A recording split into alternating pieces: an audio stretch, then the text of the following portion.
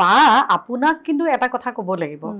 80s হয় আপুনি এতিয়াও কিন্তু এই বৰ্তমানৰ লগত ফেৰ দিব পৰা আপোনাৰ এতিয়াও ৰূপ ইয়াৰ ৰাজ কি নহয় জানো জানিবলৈ মন যাব নহয় জানো সেইকাৰণে কওকচোন চিক্ৰেটটো চিক্ৰেট বুলিবলৈ তেনেকুৱা একোৱেই নাই যিটো ভগৱানে ৰূপ দিছিলে সৰুতে যি জন্ম হৈছিলো তেনেকেই ডাঙৰ হৈছো মানে অতি বেছি একো নাই আচলতে আৰু এতিয়া আচলতে সেইবোৰ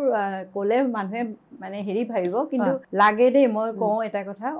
আনক কওঁ মই নিজে নকৰিলেও যে এইখিনি বস্তু এইটো যুগত মানে এতিয়াৰ সেইটোত লাগে আচলতে আমি যে কওঁ য়োগাটো কৰিব লাগে একদম কৰিব লাগে মই এইটোৱে জানো যে কেতিয়াবা